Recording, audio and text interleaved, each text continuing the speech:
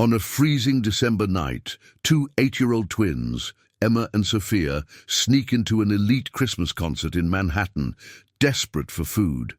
Dressed in rags, they approach the powerful CEO, Richard Sterling, begging for a chance to play violin in exchange for leftovers. Sterling laughs cruelly and makes a bet. If one of them can play 10 seconds without mistakes, he'll give them what they never had. Emma takes the violin and, to everyone's shock, plays Ave Maria with perfect technique that moves even the coldest hearts. Tears stream down Sterling's face as he recognizes the melody, the same one his late wife used to play. But the biggest twist was yet to come. A desperate investigation reveals that the twins are part of his family, the result of a secret affair he never knew about. The man who had everything discovered he had lost what mattered most. That night would forever change 3 lives, proving that destiny has its own plans. Please like this video and comment below what you think will happen next. Your engagement helps us share more incredible true stories of hope and family. The bitter December wind cut through Manhattan like a blade as New York's elite gathered for the Sterling Foundation Christmas Gala at Lincoln Center. Inside the Grand Hall, diamonds sparkled under crystal chandeliers, while conversations worth millions filled the air with expensive perfume and hushed power. Richard Sterling stood at the back, steel-grey eyes surveying the crowd with calculating precision. At 42, he was one of America's youngest billionaires, his empire spanning technology, real estate, and philanthropy. Tonight's gala would raise millions for children's charities, though Richard felt only cold satisfaction at the numbers. Charity was business, nothing more. The lights dimmed as Vienna's renowned violinist took center stage. The first notes of Pachelbel's canon filled the air, and Richard felt the familiar tightness in his chest. Catherine had loved this piece, played it on their first Christmas together with elegant fingers that took his breath away. Dreams that died with her in that car accident 3 years ago. That's when he noticed the commotion near the side entrance. 2 small figures had slipped past security, their raggedy clothes stark against evening gowns and tuxedos. Children moving through the crowd like ghosts, eyes wide with wonder and desperation. Richard's jaw tightened. He started toward them when something made him stop. The smaller girl stood transfixed before the stage, tears streaming down her dirty cheeks.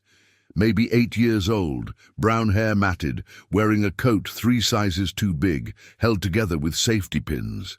Her sister tugged at her arm, whispering urgently, but the first girl seemed frozen, transfixed by music in a way that reminded Richard uncomfortably of someone else. The piece ended to thunderous applause. Richard strode across the room purposefully, his presence causing conversations to hush. But as he drew closer, the smaller girl looked up and met his eyes directly. No fear, no shame, just quiet dignity that seemed impossible in someone so young and desperate. "Sir," she said, voice barely audible but somehow carrying clearly, Could I please play something?" The question was so unexpected that Richard actually stopped mid-stride.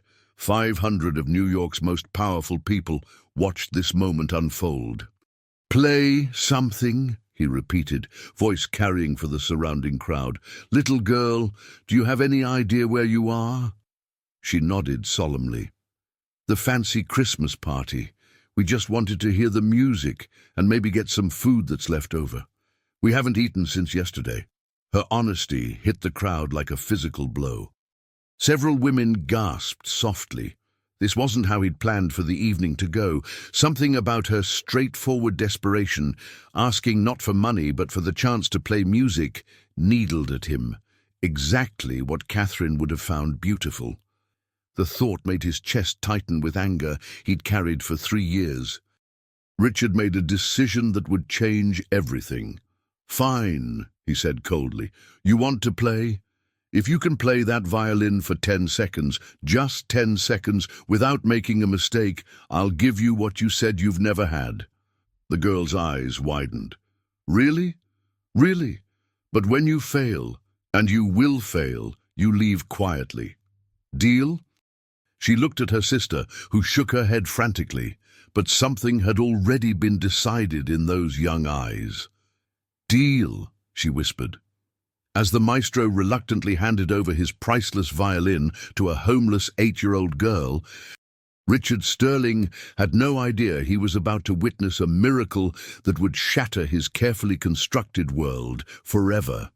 The violin looked impossibly large in Emma's small hands, its polished wood gleaming under stage lights. Richard had learned her name when her sister Sophia whispered it desperately as the child stepped forward. The crowd held their collective breath, 500 of New York's elite watching this impossible scene unfold. Richard stood arms crossed, cynical smile playing at his lips. This would be over in seconds. The child would screech horribly, and he'd have his excuse for security to escort them out. Everything could return to normal. But as Emma lifted the violin to her shoulder, something shifted. Her posture changed, straightening with confidence from somewhere deep inside. Her hands found their positions with startling precision, natural ease Richard had only seen in. No, he wouldn't think about Catherine now. Emma closed her eyes, and when she opened them, they held otherworldly peace. She looked directly at Richard, and for an instant he felt something crack inside his chest, something frozen solid for 3 years. Then she began to play. The first note emerged pure and clear, hanging in the air like a prayer. Each note that followed was perfect and true. But it wasn't just technical precision that stunned everyone. It was the emotion. This 8-year-old child was pouring lifetime pain and hope into every note. Richard's cynical smile vanished as he recognized the piece. Ave Maria. Schubert's Ave Maria. The same piece Catherine played when she thought no one was listening. Usually late at night when she couldn't sleep. The same piece she'd been humming the morning of the accident. This wasn't just memorized notes. This was music in purest form. Emotion given voice through strings and wood.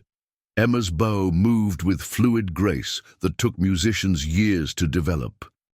Her fingers danced across the fingerboard with intuition that defied explanation. 10 seconds passed. 20. 30. Richard found himself unable to move, unable to breathe.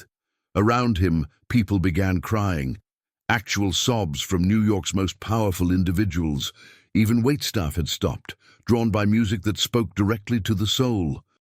Emma played for 2 full minutes, each note building, melodies soaring and diving with expressiveness remarkable in any musician, let alone a homeless child.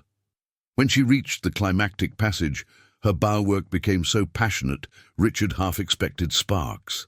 But the final notes broke him completely. As Emma drew the piece to its gentle, haunting conclusion, she looked directly at Richard again. He saw recognition in her eyes, not just of him, but of the pain he carried. Through the music, she understood exactly what this piece meant to him. The last note faded into absolute silence.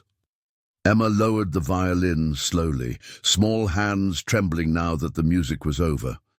She looked up at Richard with quiet dignity mixed with hope. Then thunderous applause began. The entire hall erupted in ovation, usually reserved for world-renowned performers. People were on their feet, cheering, crying, calling out praise for the little girl who had just delivered one of the most moving musical performances any had ever witnessed. But Richard barely heard it. He stared at Emma, mind reeling with implications he wasn't ready to face. The way she held the violin, technique too advanced for her age, natural musicality that couldn't be taught, only inherited. "How?" he whispered. "How is this possible?" Emma smiled up at him, the first real smile since entering the hall. "My mama taught me. She said music was the most beautiful way to tell someone you love them." The words hit like a physical blow. Catherine had said almost exactly the same thing years ago. Music is love made audible. It's how I tell you what words can't express. As applause finally died down, Emma held the violin toward him. "You said if I could play 10 seconds without mistakes, you'd give us what we never had." Richard stared at her, mind racing. What they'd never had. He'd meant it as cruel joke, assuming failure. But now, what had these children never had? A father. The Sterling Foundation offices felt like a fortress at midnight on Christmas Eve. Richard had brought Emma and Sophia here after the gala ended, needing privacy to process what was happening to his carefully ordered world. The twins sat on his leather sofa looking impossibly small. Someone had brought sandwiches and hot chocolate, which they'd devoured with quiet desperation of children who'd gone too long without proper meals. "Tell me about your mother," Richard said, settling across from them. "What did she look like?" Emma exchanged a glance with Sophia before answering. She was beautiful, really beautiful. Long dark hair and green eyes, and when she smiled, everything seemed okay, even when we were scared or hungry. Richard's hands tightened on his chair's armrests. Catherine had been beautiful too, with dark hair and green eyes, though her smile had been rarer toward the end. "What was her name?" "Catherine Marie," Emma said simply. "She said she picked Marie for both of us because it meant beloved." The name hit Richard like a punch to the gut. Catherine Marie. It had to be coincidence, but the music, the way Emma played, the timing. "When were you born?" "March 15th, Sophia answered, voice small. "Mama always made us cake, even when we didn't have much money. She said birthdays celebrated the day the world got more beautiful. March 15th, 2016. 9 months before that would be June 2015. The same month Catherine had left for that medical conference in Chicago.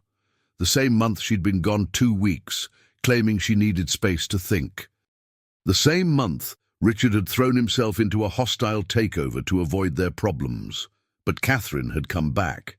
They'd worked things out, or so he'd thought. She'd seemed different afterward. Softer, sadder, but more determined to make their marriage work.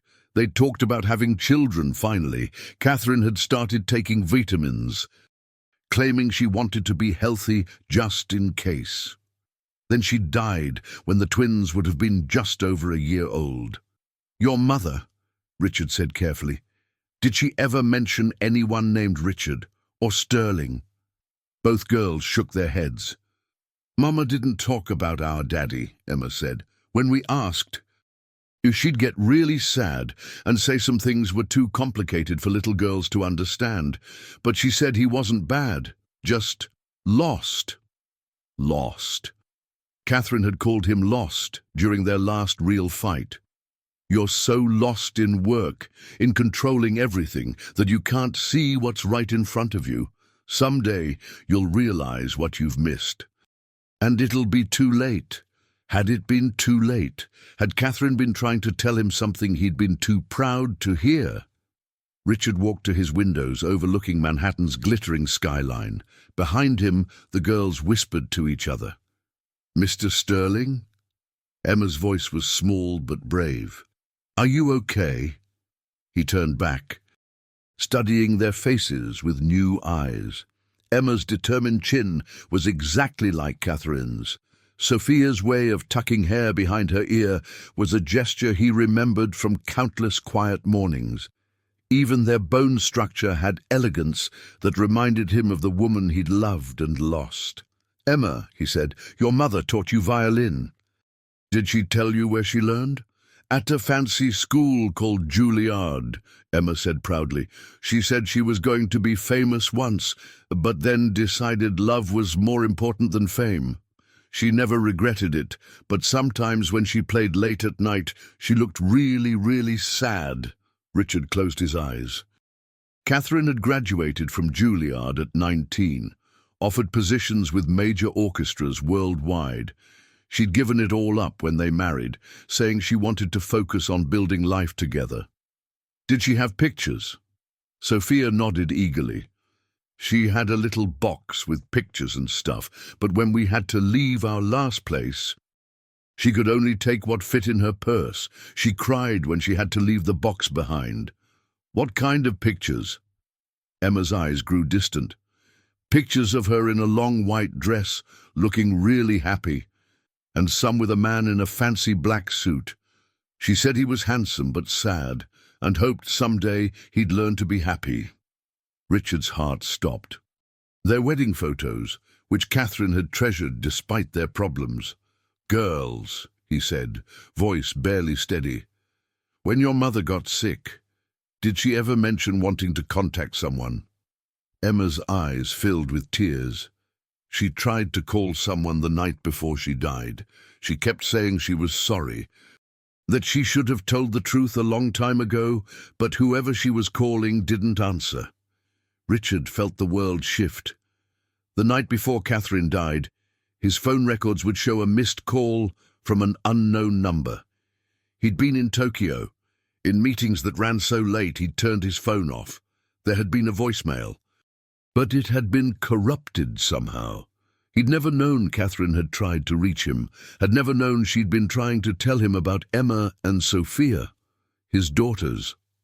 Dawn was breaking over Manhattan when Richard finally tucked Emma and Sophia into his penthouse guest bedrooms. The apartment that had felt like a mausoleum for 3 years suddenly felt alive with children's laughter. Dr. Patricia Hoffman arrived at 8 a.m. sharp with the discreet DNA testing kit Richard had requested. Her reputation for confidentiality was absolute. She'd agreed to expedite the testing process. Understanding Richard Sterling didn't make such requests lightly. "Results will be available this afternoon," she assured him as she prepared to leave. "Given the circumstances, I've arranged for the lab to prioritize this case." Richard watched her car disappear into traffic 40 floors below. Behind him, he could hear the girls stirring, voices soft with sleep and wonder as they explored their temporary home. "Mr. Sterling!" Emma appeared wearing one of his old Columbia t-shirts that hung nearly to her knees. Sophia was right behind her, similarly dressed. "You can call me Richard," he said gently, though the word felt strange. He'd been Mr. Sterling so long that his own name sounded foreign. "Are you hungry?" They were clearly starving despite last night's sandwiches. His housekeeper, Maria, had prepared a feast: pancakes, eggs, bacon, fresh fruit, orange juice. Richard watched in amazement as the girls ate with focused intensity of children who'd never known where their next meal might come from. "This is the best breakfast ever," Sophia declared around a mouthful of pancake. "Even better than when Mama made us birthday cake." "Tell me more about those birthdays," Richard said, settling across from them with his coffee. Emma's eyes lit up. "Mama always made it special, even when we didn't have much. She'd find ways to get cake ingredients, and she'd play violin while we ate.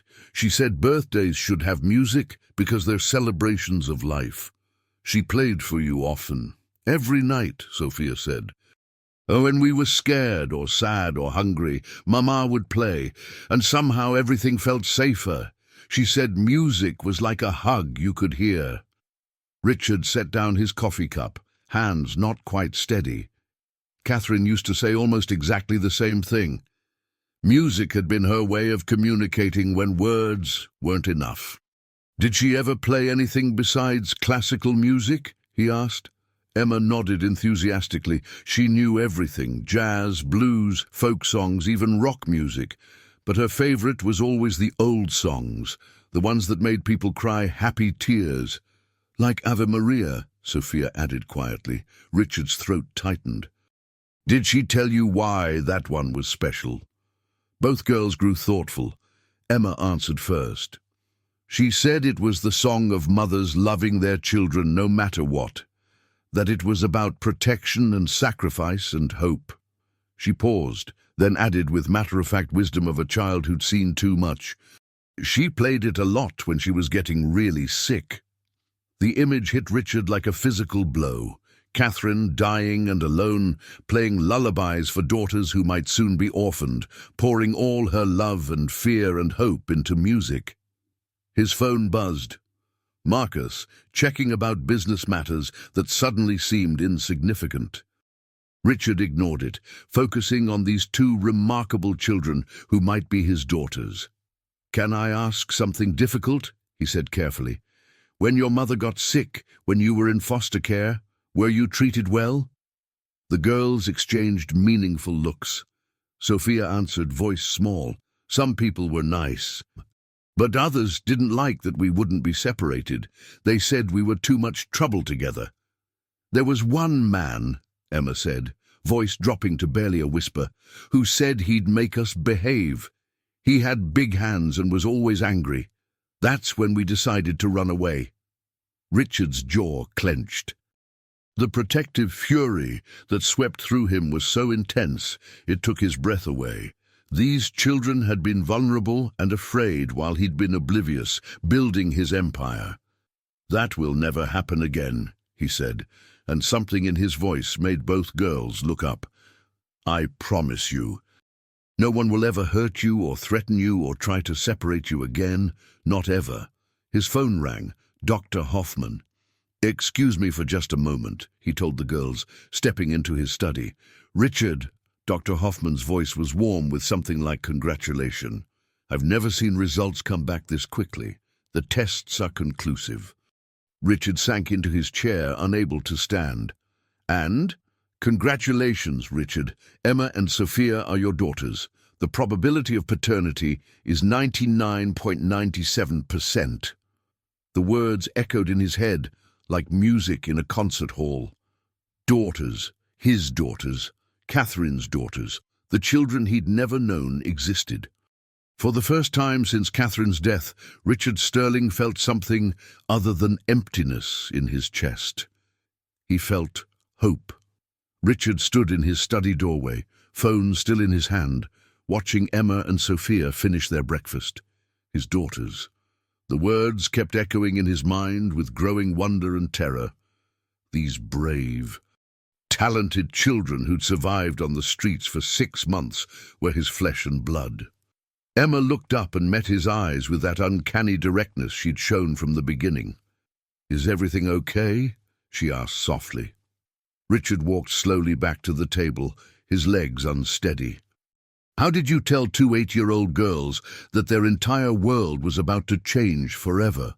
How did you explain that the man they'd been searching for was standing right in front of them?" "Girls," he said, sitting down carefully, "that phone call was from the doctor who visited this morning. She ran some tests to answer a very important question." Sophia's fork stopped halfway to her mouth. "What kind of question?" Richard took a deep breath. "Whether or not I'm your father." The silence that followed was deafening. Emma's eyes widened, while Sophia's face went completely pale. They'd been searching for him for 6 months, dreaming of this moment, but now that it was here, they seemed almost afraid to believe it. "Are you?" Emma whispered. "Yes," Richard said, his voice breaking slightly. "Yes, I am. You found me, just like your mama wanted you to." For a heartbeat, nobody moved. Then Emma launched herself across the table into his arms, nearly knocking over the orange juice. Sophia was right behind her, both girls crying and laughing at the same time. "We found you!" Emma sobbed against his shoulder. "We found you! We found you! We found you!" Richard held them tight. These daughters he'd never known existed. Feeling something inside his chest that had been frozen for 3 years finally begin to thaw. "You did," he whispered. "You found me, and I'm never letting you go again." When the tears finally stopped, practical questions began.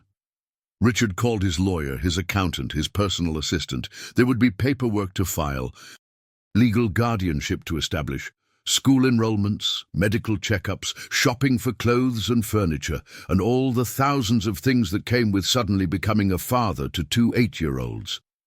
But first, there was something else he needed to do. "Would you like to see where your mama and I lived together?" he asked them. "Where we were happy." The ride to the old house in Greenwich took an hour. Richard hadn't been back since Catherine's funeral, couldn't bear to face the memories. but with Emma and Sophia beside him in the car, asking endless questions about their mother. The pain felt different, less like a wound and more like a bridge connecting past to future. The house was exactly as they'd left it, a sprawling Victorian that Catherine had fallen in love with at first sight. "It looks like a fairy tale," she'd said, "the kind of place where families grow old together."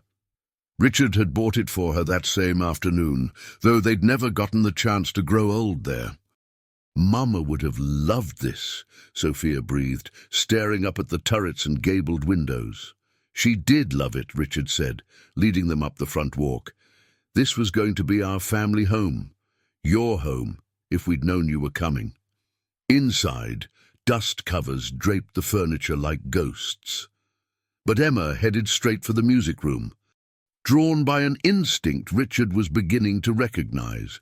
Catherine's piano sat silent in the corner, sheet music still scattered across its surface. "Can I?" Emma asked, gesturing toward the piano bench. Richard nodded, unable to speak. Emma settled at the keys and began to play, not Ave Maria this time, but something simpler. "Twinkle, Twinkle, Little Star," the same tune Catherine had been humming the morning of the accident. "Mama taught us this one first," Sophia explained, settling beside her sister on the bench. "She said every pianist should know the Star's song." As the simple melody filled the room, Richard felt Catherine's presence so strongly it took his breath away.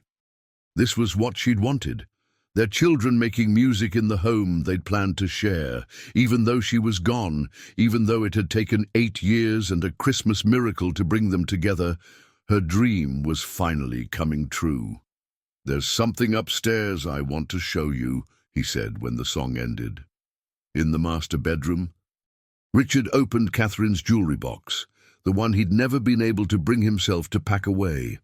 Underneath the pearls and bracelets was a small velvet bag he'd forgotten about. Inside were 2 identical lockets, each engraved with a tiny violin. "She had these made right before the accident," he said, fastening one around each girl's neck. "I never understood why she ordered 2 of everything back then. Now I do."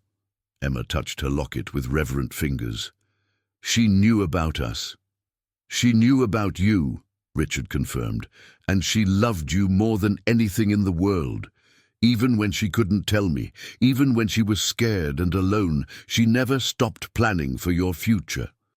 That night, back at the penthouse, Richard tucked his daughters into their beds, not the guest rooms anymore, but their own rooms, which he'd spend tomorrow filling with everything 2 8-year-old girls could want. But as he turned off the lights, Emma's voice stopped him. "Daddy," she said softly. The word hit him like lightning. "Are you really going to keep us forever?" Richard sat on the edge of her bed, smoothing her dark hair away from her face, hair that was exactly the same shade as Catherine's. "Forever and always," he promised. "You're my daughters. You're home now." As he closed their doors and walked to his own room, Richard caught his reflection in the hallway mirror. For the first time in 3 years, he didn't see a man haunted by loss and regret. He saw a father. And tomorrow he would begin the work of becoming the man Catherine had always believed he could be, the man his daughters deserved. 6 months had passed since that snowy Christmas Eve when 2 little girls had changed Richard Sterling's world forever. The penthouse that had once echoed with emptiness now rang with laughter, piano music, and the constant chatter of 2 8-year-old girls discovering what it meant to have a real home. Emma and Sophia had adapted to their new life with the resilience that had kept them alive on the streets, but also with the caution of children who'd learned not to trust that good things would last. They still sometimes hoarded food in their rooms, still woke up occasionally in a panic, wondering if this was all a dream, but gradually, security settled into their bones. Richard hired the best tutors, enrolled them in a prestigious private school, and watched in amazement as their natural intelligence blossomed under proper care and attention. Emma's musical gifts developed at an astonishing pace under the guidance of a Juilliard-trained instructor. while Sophia discovered a talent for mathematics that rivaled his own business acumen. The revelation had made headlines, of course. Billionaire CEO discovers secret daughters at charity gala dominated the society pages for weeks. But Richard had managed to shield the girls from most of the media attention, using his influence and resources to protect their privacy while they adjusted to their new reality. This particular morning found him in his home office, reviewing architectural plans for the Catherine Sterling Music Academy, the school he was building in his late wife's honor.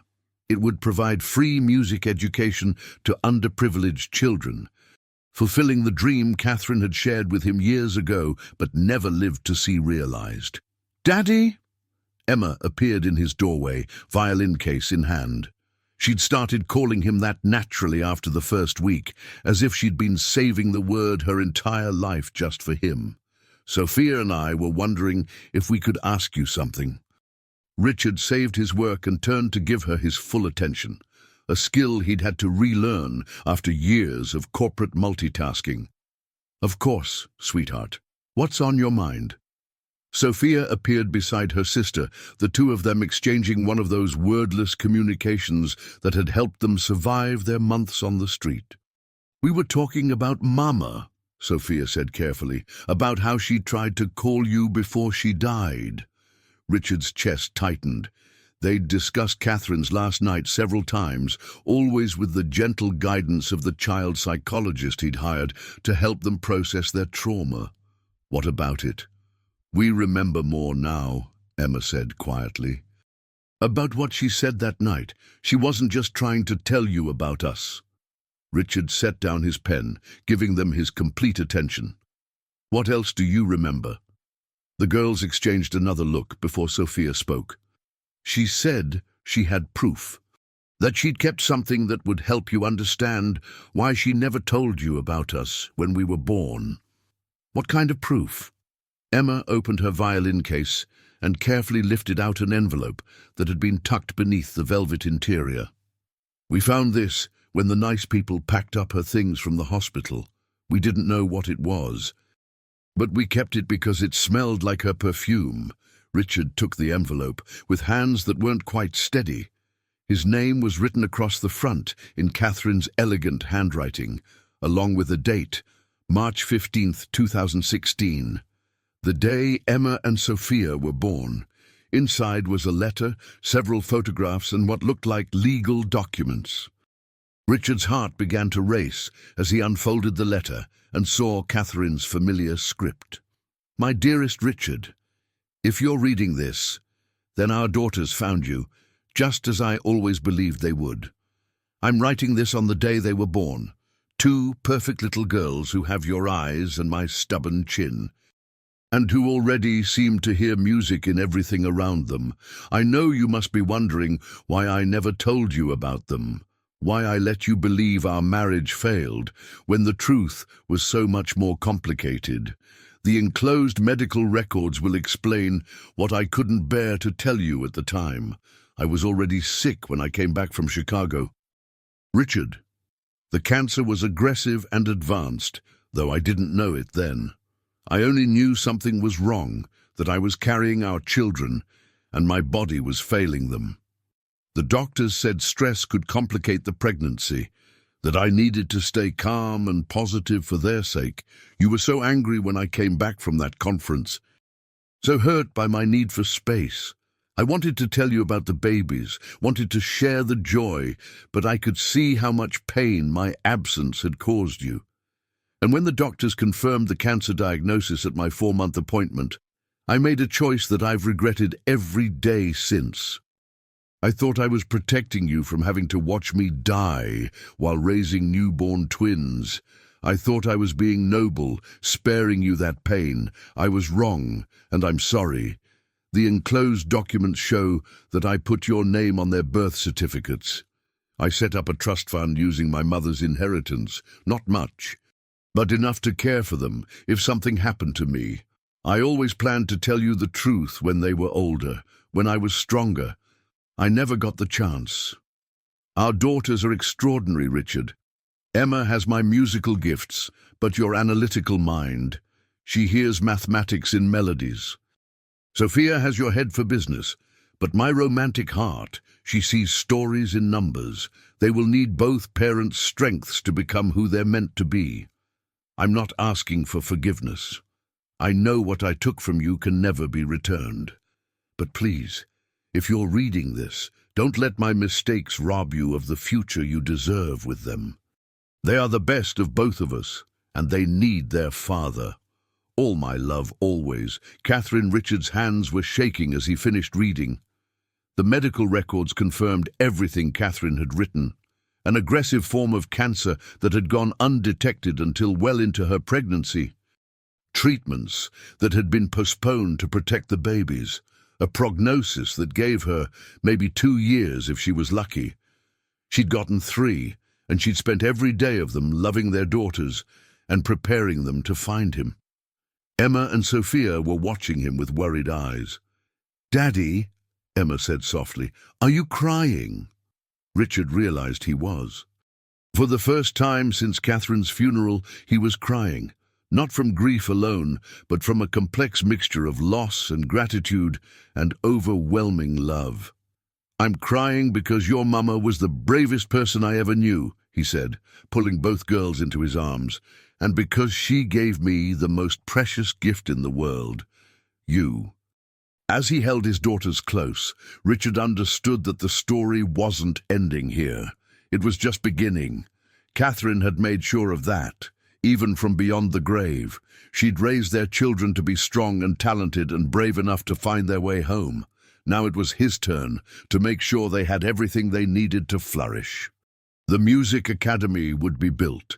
Their talents would be nurtured, and every day in every choice he made, he would honor the woman who'd loved them all enough to sacrifice her own happiness for theirs. The greatest performance of their lives was about to begin. 1 year after that fateful Christmas Eve, the Catherine Sterling Music Academy stood gleaming in Manhattan's heart. Richard watched from his office window as dozens of children streamed through the doors, instruments in hand, dreams in their hearts. Among them were Emma and Sophia, now 9 years old and thriving beyond his wildest hopes. The academy had become more than just a school. It was a sanctuary for children like his daughters had been. Kids who heard music in their souls but had never been given the chance to let it soar. Richard had hired world-class instructors and created scholarships ensuring no child would be turned away for lack of funds. "Mr. Sterling," his assistant Marcus knocked. "The investigator you hired is here with his final report." Richard's stomach tightened. 6 months ago, he'd hired a private investigator to trace Catherine's final years, needing to understand what his daughters had endured before finding him. Detective Morrison entered with a thick file. He was a kind man who specialized in missing persons cases and had been deeply moved by Emma and Sophia's story. "I have to warn you," Morrison said, settling across from Richard's desk. "Some of this is difficult to read. Catherine went to extraordinary lengths to protect those girls." Morrison opened the file. After Catherine left New York in 2016, she moved to Philadelphia initially. She'd saved enough for a small apartment and medical expenses for the first few months. But cancer treatments were expensive, and she was too weak to work consistently. He produced a photograph. Catherine holding newborn Emma and Sophia, her face thin but radiant with love. Richard's throat closed, seeing his daughters as infants for the first time. "She sold everything valuable she owned," Morrison continued. "Jewelry, her violin, a Stradivarius worth nearly $500,000. She got a fraction of its value because she needed quick cash, but it kept them housed and fed for almost 2 years. Richard's hands clenched into fists. Catherine had treasured that violin more than any material possession, and she'd sold it to buy formula and diapers for their children. When the girls were 18 months old, Catherine's health deteriorated rapidly. She spent 3 months hospitalized. and Emma and Sophia were placed in temporary foster care. That's when Catherine decided to disappear from the system entirely. Morrison's expression darkened. She discovered the foster family was problematic. She had good reason to be concerned for their safety. So she checked herself out against medical advice, retrieved the girls, and they went off the grid. The next hour filled Richard's heart with details that broke it piece by piece. Catherine moving from city to city, paying cash for rundown apartments, homeschooling Emma and Sophia while managing her illness with whatever free medical care she could find, teaching them music as a way to cope with pain and uncertainty. She kept detailed journals, Morrison said, producing a leather-bound notebook. She wrote to them every day, and to you. I think she always hoped that somehow, someday, you'd read these words. Richard took the journal with trembling hands. Catherine's handwriting filled page after page, observations about the girl's development, fears about her declining health, expressions of love so profound they seemed to burn off the pages. March 15th, 2018. The girls are 2 today. Emma tried to play Happy Birthday on the toy piano I found at the thrift store. She's already showing perfect pitch.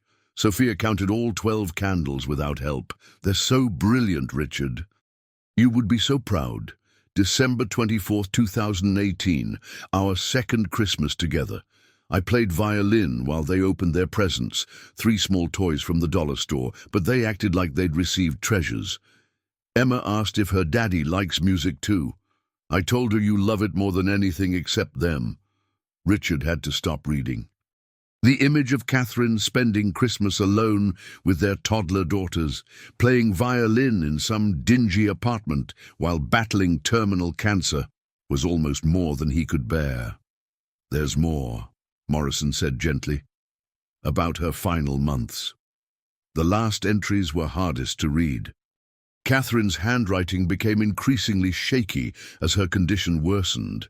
She wrote about teaching Emma advanced techniques, helping Sophia with mathematics that would challenge high school students, preparing them for a life she wouldn't be there to guide. December 10th, 2019, tried calling you tonight. I could hear your voice on the voicemail message, and for a moment it felt like I was 18 again. I wanted to tell you about our daughters, but the words wouldn't come. Maybe it's better this way. They should find you on their own. The final entry was dated December 15th, 2019, 5 days before Catherine died. Richard, if you're reading this, then our miracle girls found you just like I always knew they would. I'm not afraid anymore. Take care of our beautiful daughters. Help them fly higher than I ever could have imagined.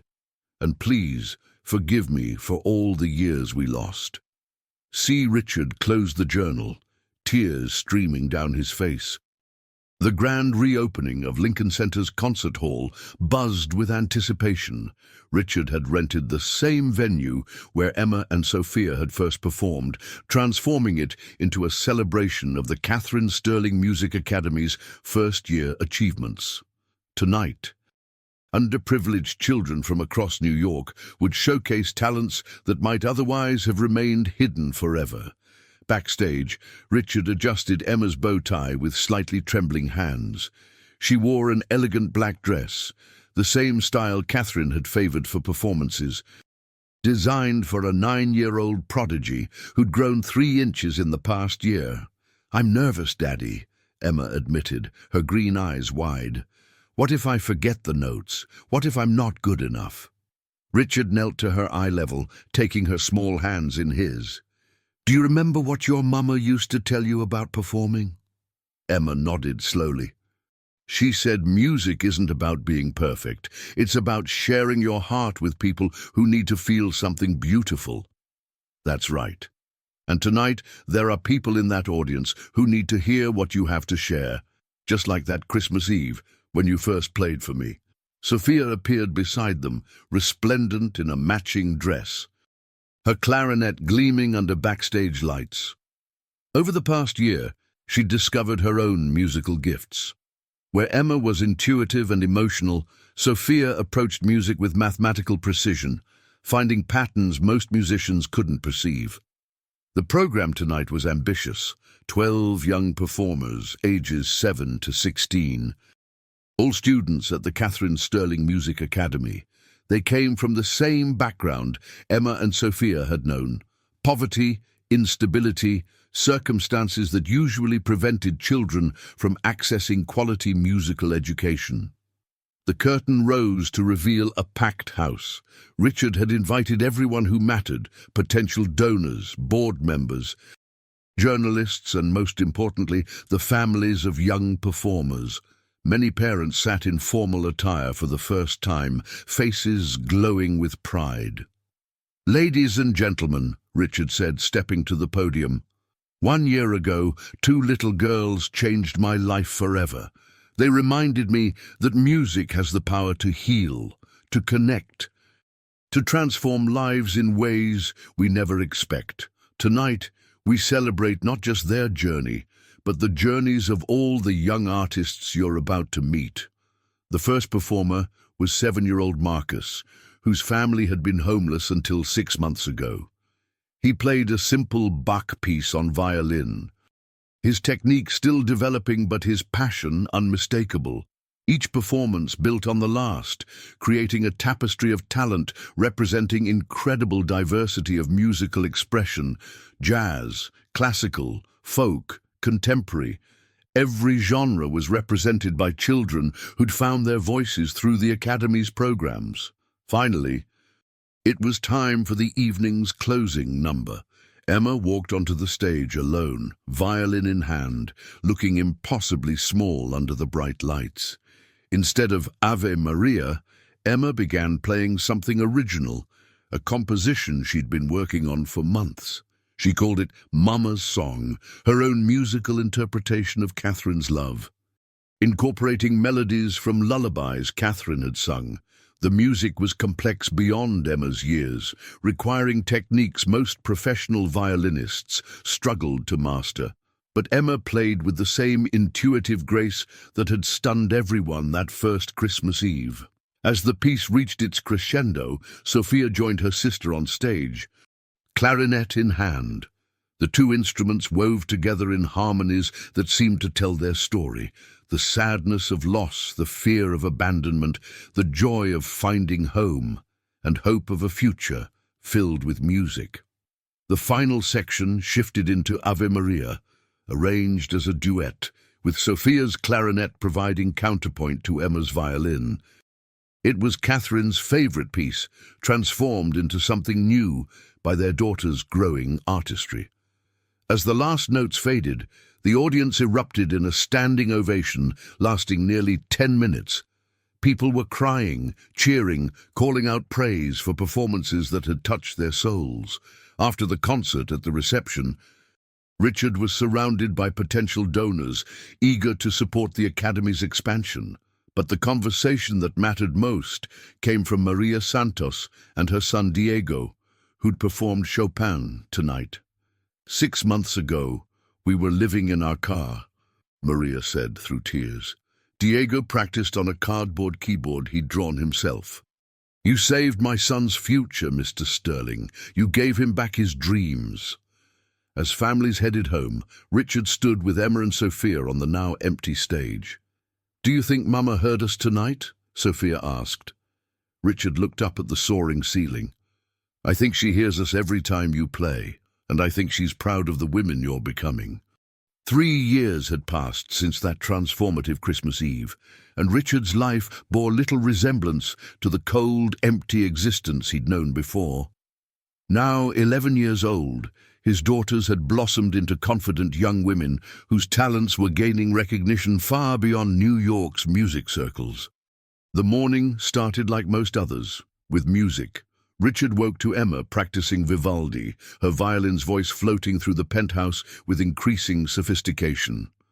Down the hall, Sophia worked through complex mathematical equations while humming Bach inventions, her mind finding patterns that connected numbers and notes. "Daddy!" Sophia burst into his study. "You have to see this!" She held up a letter bearing the seal of the International Youth Music Competition, one of the most prestigious contests in the classical music world. "Emma got in," Sophia exclaimed. "She's been selected for the finals in Vienna." Richard's coffee mug nearly slipped from his hands.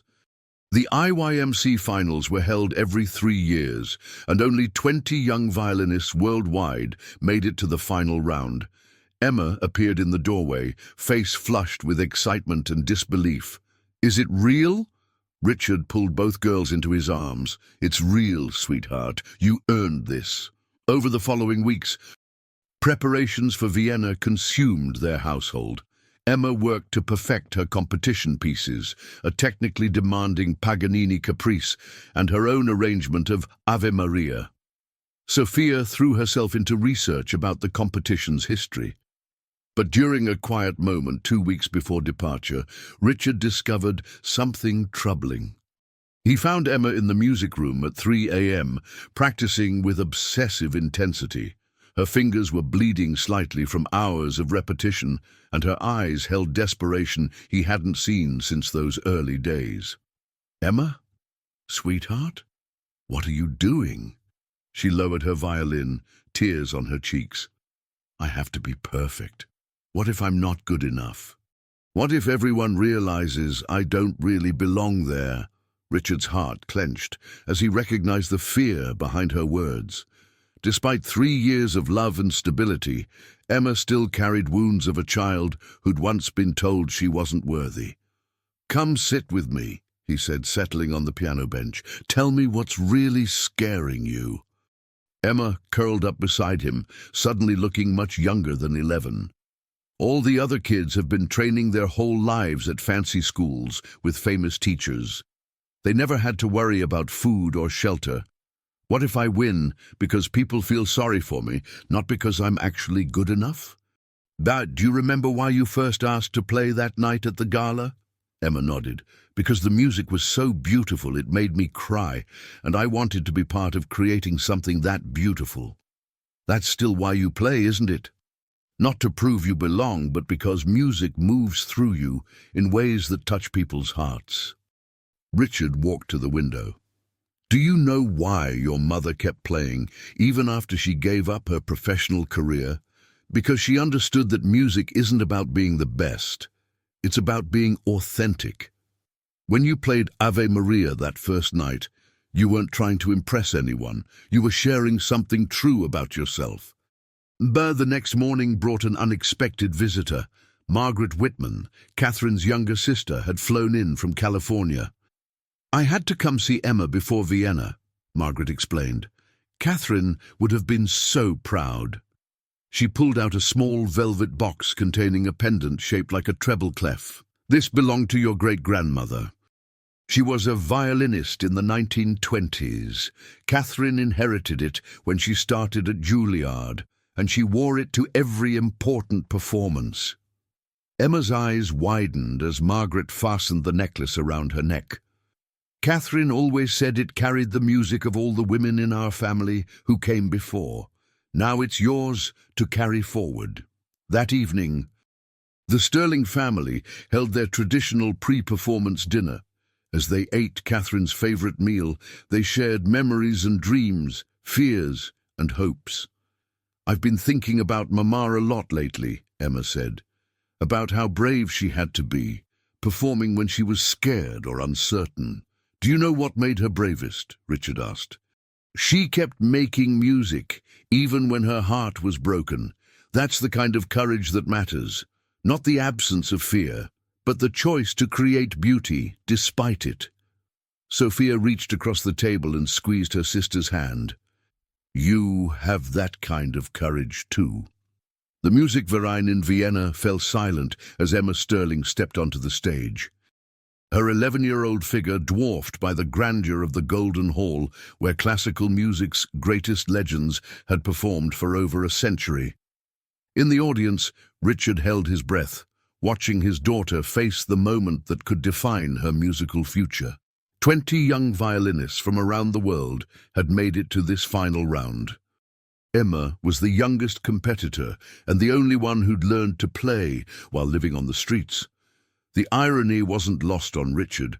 The same child who'd once begged for Christmas leftovers was now competing for classical music's most prestigious youth prize. Emma wore a simple black dress and Catherine's treble clef pendant, her dark hair pulled back elegantly. She looked composed, but Richard could see the slight tremor in her hands as she raised her violin.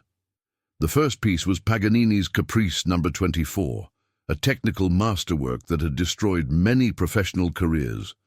The rapid passages, complex fingering, and demanding bow work required not just skill, but fearlessness. Emma closed her eyes for a moment, and when she opened them, something had changed. The fear was gone, replaced by the same serene confidence she'd shown that first Christmas Eve.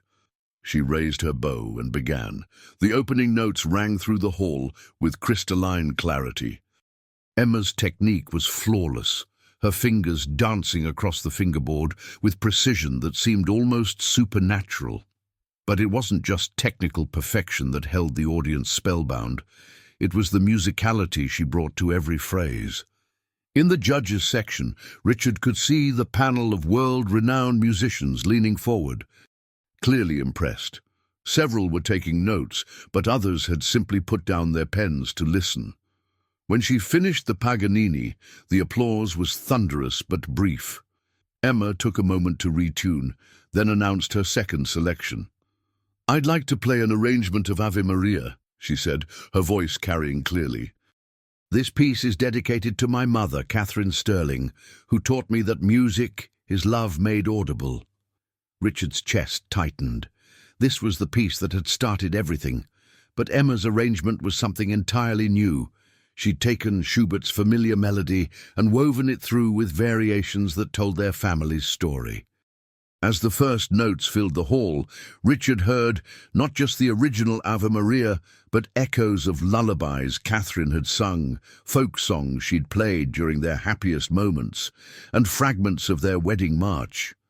But halfway through the piece, something extraordinary happened. Emma began to improvise, moving beyond her prepared arrangement into territory entirely her own. The melody soared and dipped, incorporating musical phrases that seemed to come from some deeper source of inspiration.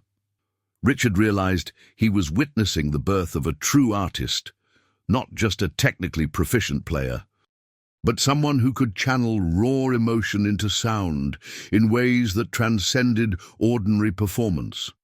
In the audience, people were crying openly. Richard saw judges wiping their eyes, fellow competitors nodding with respect, and parents completely absorbed in Emma's performance. It was the final variation that took everyone's breath away. Emma shifted into a musical style that incorporated elements from her months on the street, fragments of songs she'd heard from car radios, melodies that had drifted from open windows, the rhythm of city life that had formed the soundtrack to her survival. When she played the final note, a high, pure tone that seemed to hang in the air forever, the silence that followed was profound. Then the music verein erupted in the kind of ovation usually reserved for legendary masters. During the judges' deliberation, Richard found himself surrounded by other parents and professional musicians who wanted to meet the young American who'd just redefined what was possible in youth classical performance. When the judges returned, the competition's director stepped to the microphone. "In 30 years of judging this competition, we have rarely been so unanimous in our decision." Richard felt Emma slip her hand into his. "The winner of this year's International Youth Music Competition is Emma Sterling from New York City, United States." The hall exploded in applause, but Richard was focused entirely on his daughter's face. Instead of triumph or relief, he saw something even more valuable: peace. Emma had faced her biggest fear and discovered her talent was strong enough to stand on any stage in the world. The months following Emma's victory in Vienna brought changes Richard hadn't anticipated. Their quiet family life was suddenly disrupted by a constant stream of opportunities, interviews, and performance requests. The phone rang daily, with offers from prestigious conservatories, record labels, and concert halls around the world. Emma handled the attention with remarkable grace for an 11-year-old, but Richard could see the strain beginning to show. The spontaneous joy she'd always brought to music was being replaced by something more calculated, more performance-oriented. "Daddy," Emma said one evening after declining yet another interview request, "do you think Mama would be proud of all this?" They were sitting in their music room, the same space where Catherine's presence still felt strongest. Richard had been watching Emma practice for an upcoming Carnegie Hall debut, her first major solo performance since Vienna. "I think she'd be proud of your talent," Richard said carefully, "but I think she'd be more concerned about your happiness. Are you happy, sweetheart?" Emma set down her violin with a sigh that seemed too heavy for someone her age. "I love playing music, but sometimes I feel like I'm not playing for me anymore, like I'm performing for everyone except the reason I started." Richard's heart clenched. This was exactly what he'd feared, that success might rob Emma of the authentic connection to music that had made her special in the first place. "What would happen if we said no to some of these opportunities?" he asked. Emma's eyes widened. "Could we do that? I mean, wouldn't people think I was ungrateful?" "The only people whose opinions matter are sitting in this room," Richard said firmly. "You, me, and Sophia. Everyone else is just noise." That weekend, Richard made a decision that shocked the classical music world. He turned down Emma's Carnegie Hall debut, 3 recording contract offers, and invitations to perform with major orchestras in London, Paris, and Berlin. Instead, they spent Saturday at the Catherine Sterling Music Academy, where Emma worked with younger students who reminded Richard of the fearless child who'd asked to play violin in exchange for Christmas leftovers. "This feels right," Emma said after helping a 7-year-old master his first scales. "This feels like why Mama taught me to play in the first place." Sophia, now developing into a formidable pianist in her own right, had been watching her sister's struggles with typical analytical precision. "I've been researching child prodigies," she announced over dinner that evening. "Do you know what happens to most of them?" "What?" Richard asked, though he wasn't sure he wanted to know. "They burn out by 15, not because they lose their talent, but because they lose their love for what they're doing. The pressure to be constantly amazing kills the joy that made them amazing in the first place." Richard looked at his daughters. Emma, whose musical gifts had opened doors to opportunities most adults could only dream of, and Sophia, whose mathematical mind was already attracting attention from universities despite her being only 11 years old. "What if we tried something different?" he suggested. "What if we focused on using your gifts to help other people find theirs, instead of just building your own careers?" Emma's face lit up for the first time in weeks. "You mean like what we're doing at the academy?" "Exactly like that, but bigger. What if we created programs in other cities? What if we found more children like you used to be and gave them chances they never thought possible?" Over the following months, the Sterling family embarked on a different kind of tour. Instead of concert halls, they visited homeless shelters, community centers, and underfunded schools. Emma and Sophia performed, but more importantly, they taught. They shared not just their technical skills, but their story, proof that circumstances of birth didn't determine the heights a person could reach. The Music for Hope tour, as the media dubbed it, reached thousands of children across America. But it was in Chicago, at a shelter for homeless families, that they encountered someone who would change their perspective forever.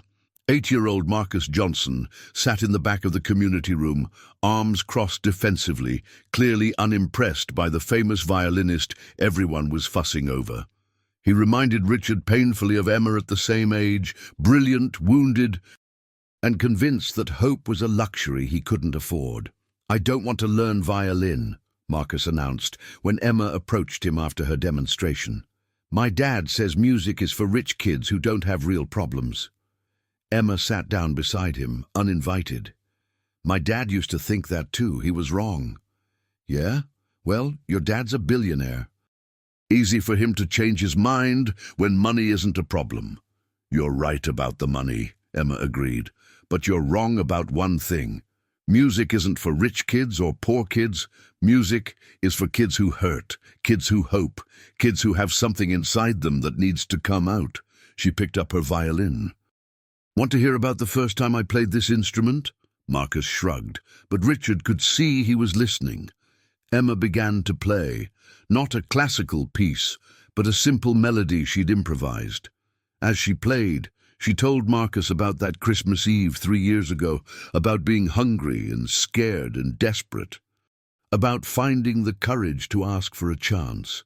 "The fancy people in that fancy hall didn't cry because I played perfectly," she said as she finished. "They cried because I played honestly, because the music came from a place they recognized, even if they'd never lived on the streets."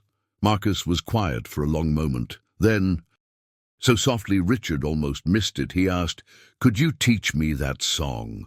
By the time they left Chicago, Marcus had learned 3 simple melodies and had been enrolled in the local music program Richard established at the shelter. More importantly, he'd learned the same lesson Emma was rediscovering, that music wasn't about impressing other people, it was about expressing the truth of your own experience. That night, in their hotel room, Emma made an announcement that didn't surprise Richard at all. "I want to keep doing this," she said, "not the big concerts or the recording contracts. This, helping kids like Marcus remember that they matter." Sophia nodded in agreement. "I want to use my math skills to help design music programs that actually work in low-income communities. I want to prove with data what we know with our hearts, that access to music changes everything." Richard looked at his daughters and felt a profound sense of pride that had nothing to do with their talents and everything to do with their hearts. They had chosen to use their gifts not for personal glory, but to light the way for others, walking the same dark path they'd once traveled. Catherine would indeed be proud. 5 years had passed since 2 homeless children had stumbled into Richard Sterling's Christmas gala, forever changing the definition of family, success, and purpose. Now, 13 years old, Emma and Sophia Sterling had become something their mother could never have imagined, not just talented musicians, but beacons of hope for children around the world. The Catherine Sterling Foundation had grown beyond Richard's wildest dreams, with music academies in 12 cities and scholarship programs that had reached over 5,000 children. But tonight, on Christmas Eve 2029, they were back where it all began, Lincoln Center's concert hall. Though this time, the audience was very different. Instead of Manhattan's elite, the hall was filled with children and families from the Foundation's programs. Former homeless kids sat beside foster children, immigrants, and young people who'd aged out of the system. These were the audiences Emma and Sophia had chosen to play for, because they understood the power of seeing someone who looked like them, standing on stages they'd been told were not meant for people like them. "Are you nervous?" Sophia asked her sister, as they prepared backstage. At 13, Sophia had grown into a striking young woman whose mathematical genius was matched only by her musical sensitivity. She'd recently been accepted to MIT's early admission program, though she'd chosen to defer enrollment to continue working with the foundation. "No," Emma replied, and she meant it. The crippling performance anxiety that had plagued her after Vienna was gone, replaced by a sense of purpose that made every note feel necessary. "These are our people. This is home." Emma had indeed turned down the conservatory offers that had flooded in after her competition victory. Instead, she'd continued studying with her original instructor while dedicating most of her time to the foundation's work. The classical music establishment had initially been scandalized by her choices. But they'd eventually come to respect the maturity and wisdom of a teenager who'd chosen service over stardom. Richard watched from the wings as his daughters took the stage to thunderous applause. The program tonight was special, a retrospective of their journey, featuring pieces they'd performed at various milestones, along with new compositions they'd written specifically for this anniversary concert. Emma began with the same piece she'd played that first night, Ave Maria, but her interpretation now carried the weight and wisdom of someone who'd lived through loss and found redemption. Her technique had evolved far beyond that 11-year-old prodigy, but more importantly, her emotional understanding had deepened in ways that made every phrase feel like a conversation with an old friend. Sophia joined her for a duet they'd composed together, a piece that wove mathematical sequences into musical phrases, creating harmonies that seemed to follow the logic of nature itself. Where Emma played with passion and intuition, Sophia brought precision and structure, their different approaches creating something more beautiful than either could achieve alone. But it was their final piece that brought Richard to tears. They'd created an arrangement that incorporated melodies from every child they'd worked with over the past 5 years. Street songs from Los Angeles, lullabies from Detroit shelters, folk tunes from Appalachian communities, all woven together into a symphony that represented the voices of children who'd found their worth through music. As the piece built to its climax, something magical happened. Children in the audience began to recognize their own contributions, their own melodies being celebrated on one of the world's most prestigious stages. One by one, they began to hum along, then sing, until the entire hall was filled with the voices of kids who'd learned to believe in themselves through the power of music. Richard realized this was what Catherine had always envisioned. Not individual stardom, but collective healing. Not music as competition, but music as communion. When the last notes faded, the standing ovation lasted 15 minutes. But the most moving moment came when Marcus Johnson, now 13 and the Foundation's youth ambassador, joined Emma and Sophia on stage. 5 years ago, he said into the microphone, his voice carrying the confidence of a young man who'd found his purpose. I thought music was something that happened to other people, rich people, lucky people, people who didn't look like me or live like me. He gestured toward Emma and Sophia. These two showed me that music doesn't care about your address or your bank account or the color of your skin. Music only cares about the truth you carry inside you. And everybody has truth worth sharing. Marcus picked up a violin, the same instrument he'd learned to play in that Chicago shelter, and performed a piece he'd written about his own journey from homelessness to hope. His technique wasn't as polished as Emma's, but his sincerity was absolute. His message clear: transformation was possible for anyone brave enough to believe in it. As the evening wound down and families headed home, Richard found himself alone with Emma and Sophia in the quiet hall.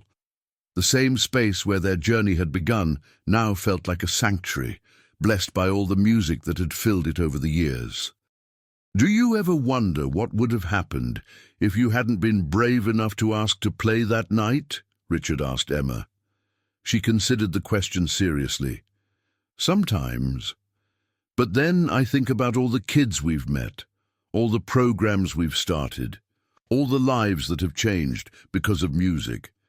And I realize that everything happened exactly as it was supposed to. Sophia nodded in agreement.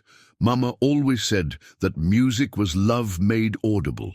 I think what we've built is proof that love made audible can change the world, one note at a time. Richard looked at his daughters, no longer the desperate, frightened children who'd crashed his gala, but confident young women who'd chosen to use their gifts in service of others. They'd taken the tragedy of Catherine's death and their own early trauma and transformed it into something that brought light to thousands of other children walking similar dark paths. As they walked toward the exit, Richard caught a glimpse of their reflection in the hall's mirrors, three figures walking together, no longer defined by loss, but by love, no longer haunted by what might have been, but inspired by what still could be. Outside, snow was beginning to fall on Manhattan, just as it had that Christmas Eve 5 years ago when two little girls had taught a billionaire the difference between success and significance. The Catherine Sterling Foundation would continue to grow. Emma and Sophia would continue to develop as artists and advocates. And somewhere, in shelters and community centers and underfunded schools around the world, children who'd given up hope would hear music and remember that their stories weren't over. They were just beginning to find their voices.